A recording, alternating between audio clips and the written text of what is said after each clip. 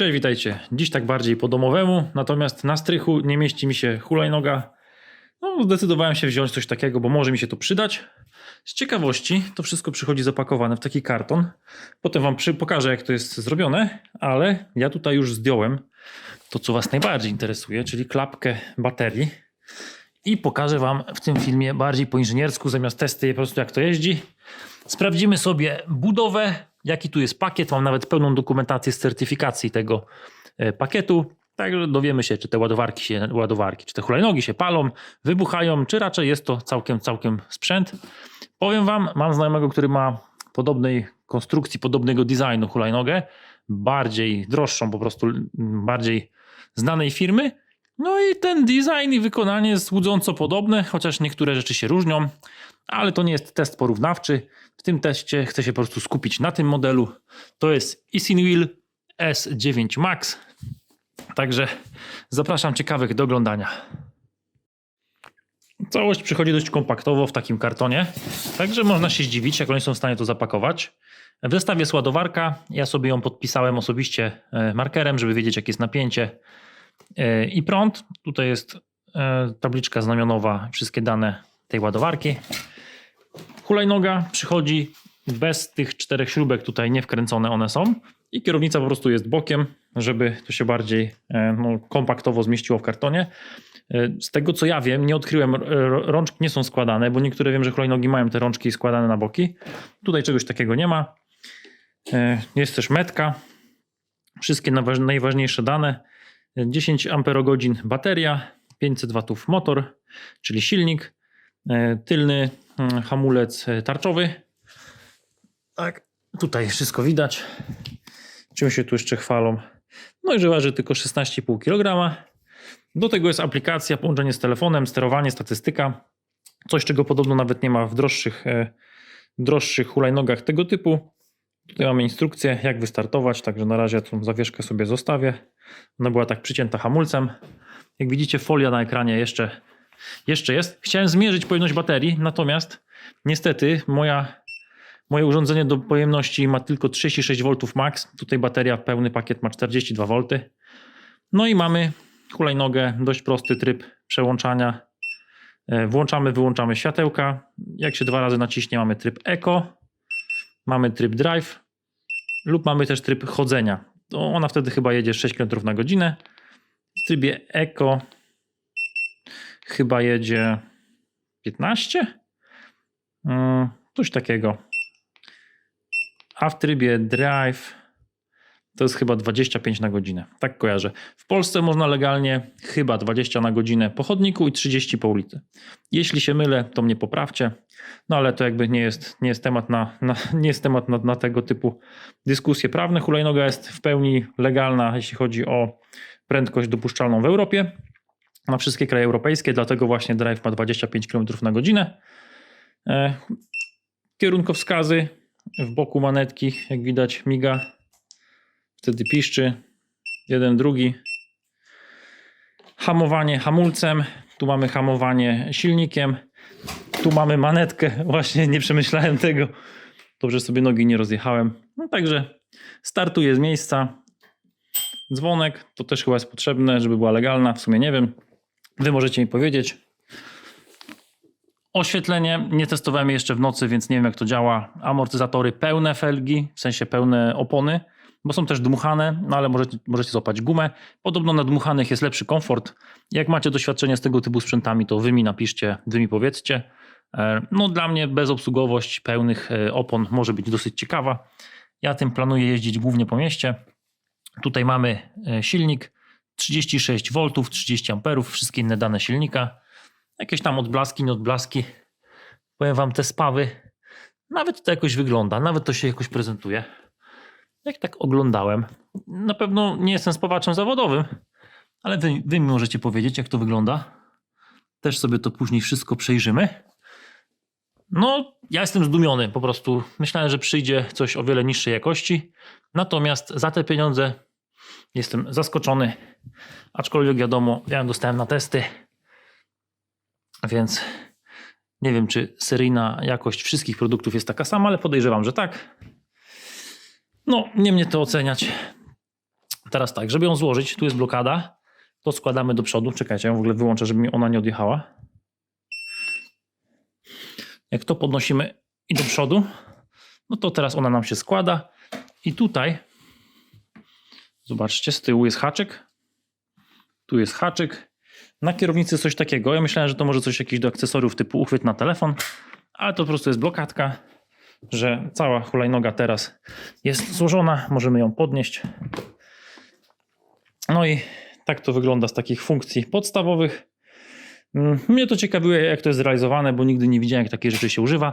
Będę używał hulajnogi tak naprawdę pierwszy raz w życiu. No może drugi, może raz gdzieś tam kiedyś jechałem, ale ja nie jestem z tego pokolenia, które ciągle wypożycza tego typu sprzęty na minuty. Także tak to wygląda złożone. Potem sobie zrobimy test, jak to wchodzi do auta. Ja mam dość mały bagażnik w moim aucie. Zobaczymy, jak on tam się mieści.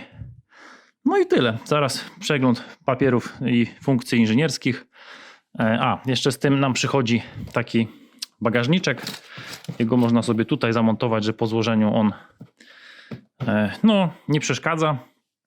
Możemy tutaj sobie wozić ładowarkę, rękawiczki, jakąś kominiarkę.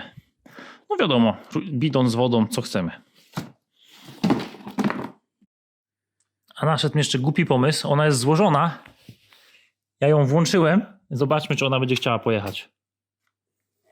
No, jedzie.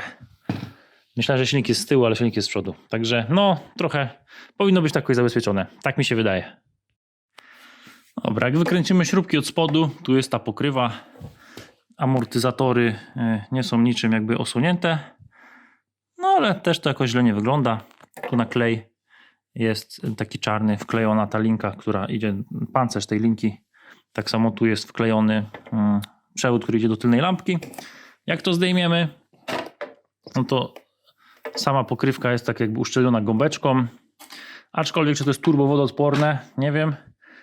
Obawiam się, czy tutaj się nie będzie zbierała woda. Oby się nie zbierała. Tu jest gąbka, że ona nam przyciska cały pakiet. Na naszym pakiecie potem wam pokażę, co jest w środku, jak to wygląda. Moc, ładowania, wszystkie parametry. Tu jest ogólnie podobno aktywny BMS, zarządzanie wszystkim, także teoretycznie nic złego nie powinno się wydarzyć. Kontroler, to jakaś luźna wtyczka, nie wiem od czego. Ona idzie do pakietu. Czy to coś od temperatury? Powiem wam, nie wiem. Tutaj też jakaś nieużyta z kontrolera. Tam lepiej pokażę naklejkę na samym kontrolerze.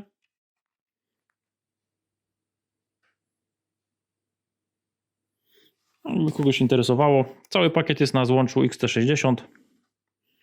Tak, XT60. Reszta spinek, kabli połączone. Wyjście do ładowania zaklejone klejem, żeby to wszystko było szczelne. Jeśli chodzi o spawy, próbuję złapać fokus, aczkolwiek trochę ciężko. Sam kontroler jest tutaj na śrubkę i tutaj na śrubkę. No, według mnie chyba te spawy mogą być całkiem spoko. To wam też dam znać za jakiś czas, jak pojeżdżę tym więcej. Będę jeździł po krawężnikach, po dziurach, także też zobaczymy, jak to się będzie sprawowało. No póki co tak z ciekawości chciałem po prostu zmierzyć pojemność, no ale nie mam narzędzia, nie mam czym, ponieważ moje jest do 36 V urządzenie do testowania pojemności akumulatorów. Także jakbym miał lepsze sztuczne obciążenie elektroniczne, to można byłoby sprawdzić realną pojemność pakietu, co byłoby dosyć ciekawym eksperymentem. No nic, ja to składam, biorę się za jeżdżenie, trzeba to trochę potestować. No i zobaczymy, jak to się sprawdza. No dobra, ja już złożyłem tą dolną klapkę. Czy to będzie szczelne, nie wiem, ale nauka wymaga poświęceń. Tu naklejki już trochę odchodzą od upału. Dzisiaj jest prawie 30 stopni. Także nagrajmy sobie jeszcze tutaj tabliczki znamionowe. Wszystkie numery, póki to jest jeszcze czyste. No i co jest w instrukcji, to mnie ciekawi. Tu w tym pokrowcu jest jeszcze chyba na klucze. Taki fajny cynkwajsik. Taka drobna kieszonka. Nie wiem na co. Tutaj jest przegródka, także spoko. Oczywiście podziękowania od 2018 roku. Mają misję, wszystkie socjale. Mamy kluczyk imbusowy, zapasowe śruby chyba że czegoś nie wkręciłem. Tu mamy Declaration of Conformity dla modeli S9 Pro Max Plus 10, bo są też bardziej terenowe modele. No i co? Safety Instructions, czyli bezpieczeństwo, instrukcje po polsku. Important. Nosić zawsze kask. Tutaj mamy, czekajcie, czy znajdę po polsku. Jest i po polsku. Tutaj tylko sobie przelecimy. Mi się nawet nie chce tego czytać. Ale gdyby ktoś z Was chciał poczytać. Wiem, że po jeżdżeniu, jak bateria jest gorąca, używana, to lepiej jej od razu nie podłączać. Tylko niech to sobie ostygnie i dopiero podłączyć. Także jeśli znacie jakiekolwiek safety instructions, czyli wskazówki bezpieczeństwa, jak używać takich sprzętów bezpiecznie, nie parkować na słońcu, raczej w cieniu, żeby też tego nie grzać. Wtedy też bateria się wolniej zużywa, bo wysoka temperatura to zawsze przyspieszone procesy starzeniowe baterii. Tak, ładować możliwie najmniejszym prądem. Nie po jeździe, jak bateria była używana, gorąca, ciepła. Także niech to sobie odstoi, odtaje. Zawartość opakowania. Ładowarka. Tak, dwie zapasowe śruby. User manual, budowa hulajnogi. No i trochę głupie, że na kolejnej stronie jest opisane jakby każdy z tych elementów. Tutaj jak zrobić jest po polsku. Właśnie trzeba zamontować kierownicę, bo na początku kierownica jest jakby osobno na kablach po prostu wisi. Tutaj zatrzask, składanie, rozkładanie, nacisnąć, rozłożyć. Raczej nic trudnego, ale dobrze, że takie rzeczy są w instrukcji. Tak, jak ładujemy, to tam miga diodka. Mamy tryby prędkość. Możemy sobie zmienić właśnie w telefonie w aplikacji mile, kilometry i mile na godzinę. Mamy 3 tryby drive'y S. W Europie jest poza kontrolą, to jest tryb sport albo serwis. Jego się nie aktywuje jakoś prosto, także mnie to raczej nie obchodzi. Ja jestem z tych legalnych chłopaków, EGR-ów w autach też nie usuwam. Także wy możecie mi napisać, co wy tam uważacie, jak tego używacie, co sądzicie.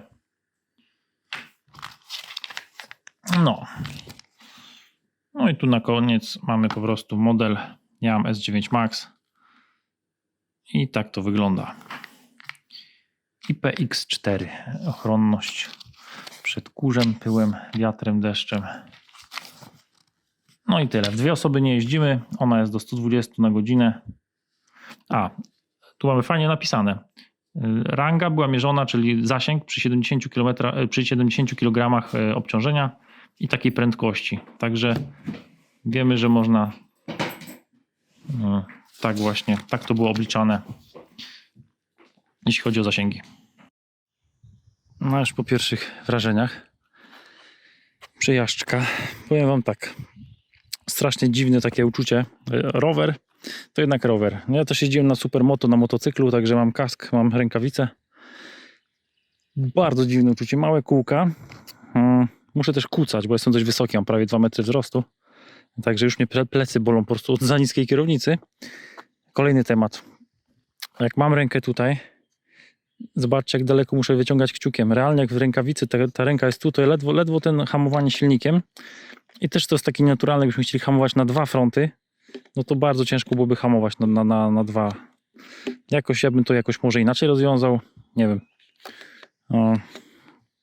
Powiedzcie mi, jak to jest w innych sprzętach tego typu. Kierunkowskazy praktycznie nieużywalne, powiem wam. Też takie mało widać w tej hulajnodze. Jest takie, powiem wam tak, jak macie dzieci albo kogoś z rodziny, który jeździ na takim sprzęcie codziennie, a wy nie jeździliście, to się tym przejedźcie, zobaczycie, jakie to jest strasznie dziwne uczucie. Cały środek ciężkości jest bardzo nisko, bo cała waga jest prawie na dole. Z przodu jest silnik, więc też to tutaj jakby ciężar tej hulajnogi czuć, że on jest tak jakby wysunięty naprzód. Hamowanie silnikiem nie jest jakieś mocne. Raczej na piachu bym się nie bał, że się wywalę. Na początku też od trzymania tej manetki włączał mi się tempomat, czyli że po prostu trzymam manetkę 5 sekund, on pika, puszczam i wtedy jedziemy, więc to już w ogóle niebezpieczne. Wyłączyłem sobie tą funkcję, nie chcę tego mieć. Co jeszcze? Na drive'ie. Te przyspieszenie też jest takie dosyć powoli, tak idzie, więc to też jest fajne, że nie pali gumy w miejscu. Z górki, nawet na pełnym maksa, jakby na gazie, nazwę to gazem, na pełnej manetce przyspieszenia z górki i tak ogranicza do 25 km na godzinę prędkość. Szybciej nie pojedzie, wtedy czuć, że włącza się hamowanie silnikiem. Także spoko opcja, jakby ktoś był właśnie zainteresowany, czy z górki się da tym rozpędzić, czy nie. No ciekawa opcja, ciekawa funkcja. Ja tutaj zrobiłem sobie taki patent zakrzywienia czasoprzestrzeni. Tym oto małym bagażnikiem, jak mieć przestrzeń bagażową na ponad 35 litrów. Ja tu mam taką składaną torbę, którą dostałem kiedyś od kolegi w ogóle w gimnazjum. Pozdro Wiktor. Tu mam taką torbę jak na siłownię, 35 litrów, że nagle jakbym musiał coś przewieźć, jakieś paczki do paczkomatu, czy z paczkomatu, czy zakupy, no to mam gdzie schować na plecy i jazda, nie? Także taki patent, jeśli chodzi o przestrzeń bagażową.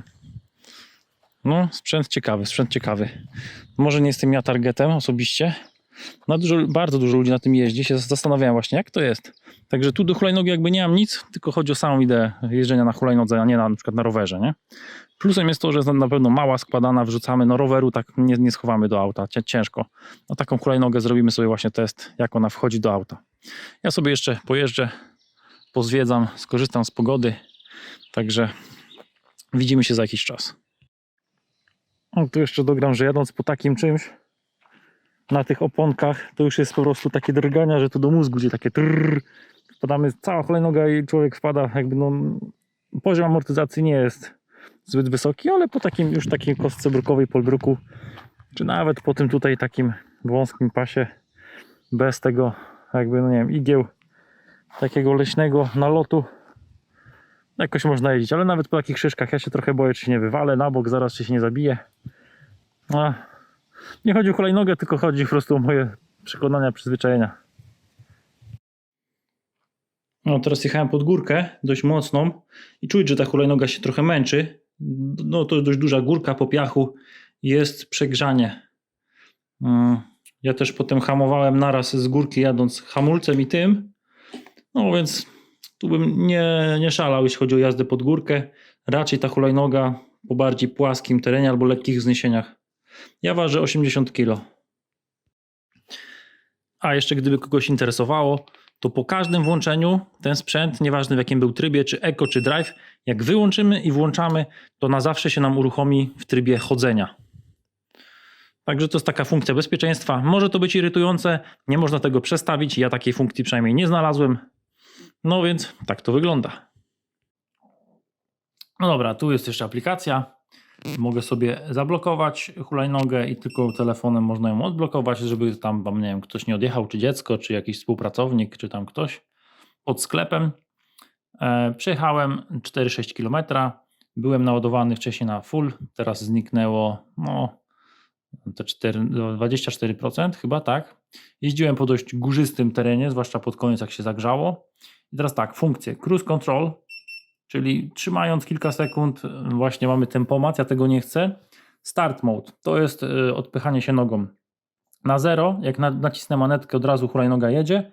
Jak non, no to wtedy trzeba się odepchnąć nogą, żeby silnik zaczął pracować.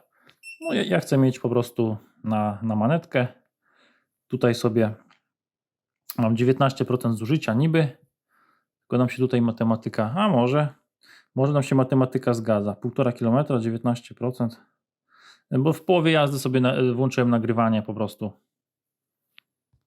Dobra, to się wybluruje.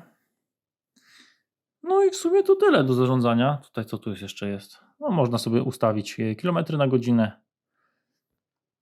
Też pokazuje jakieś błędy. No i taka to aplikacja. Tu możemy zobaczyć, gdzie żeśmy ostatnio zaparkowali. To nam po prostu telefon zapamiętuje. Telefon nam zapamiętuje, gdzie ostatnio był połączony z hulajnogą. To nie jest jakiś tam GPS, tylko sztuczne zapamiętanie lokalizacji. Tu mamy zarządzanie update'ami. No i ogólnie Nic więcej tutaj chyba z ciekawych, najbardziej ciekawych rzeczy nie ma. Co znaczy level 3? A aktualnie wybrany level, poziom, jeśli chodzi o prędkości, czyli drive. No, ja mam dość małe auto, zapakowane gratami, ale gdybym tu posprzątał, to bez problemu ta hulajnoga by weszła, nawet dwie. No ale w poprzek już byłoby ciężej. To jest Citroen C3, wersja z kratką, nie mam tylnych siedzeń, dlatego w normalnym aucie to jest tak, jak one były złożone. No dobra, tutaj mam dokument, który udało mi się uzyskać od producenta. To jest akurat test baterii o troszeczkę wyższym napięciu, ale ten certyfikat jest ważny dla obydwu baterii. Tu widzimy 48 V bateria, 10 Ah i jest budowa, czyli 13S4P. W naszym przypadku to jest bateria 36V 10S4P, czyli 10 w szeregu, 4 równolegle. Tutaj mamy opis wszystkich innych tam procedur, testów. Mi się nawet nie chce jakoś tego bardzo czytać, w razie czego sobie zatrzymacie i poczytacie. I teraz tak, tu jest wygląd baterii i tabliczka znamionowa. Także tak wygląda ta większa bateria do innego nieco modelu tej hulajnogi, sprzętów jakichś tam innych, rowerowych na przykład. Tutaj mamy ogniwa INR 18650-26E. Tu mam na telefonie taką fajną funkcję, że jak przytrzymam, to mi wychodzi AI. Mogę sobie coś tam wygooglać. I mamy tutaj jakąś bateryjkę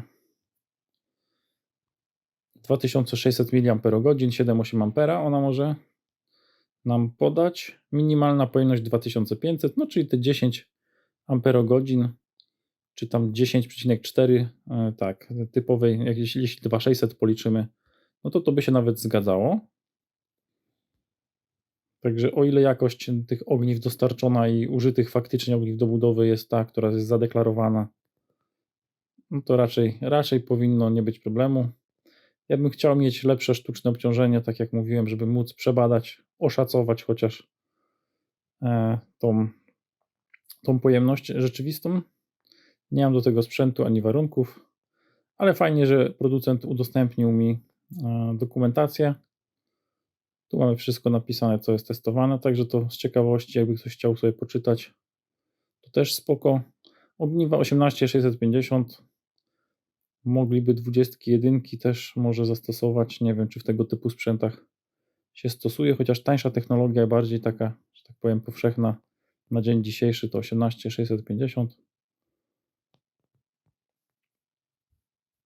Tutaj coś o jakimś ładowaniu, bla bla bla.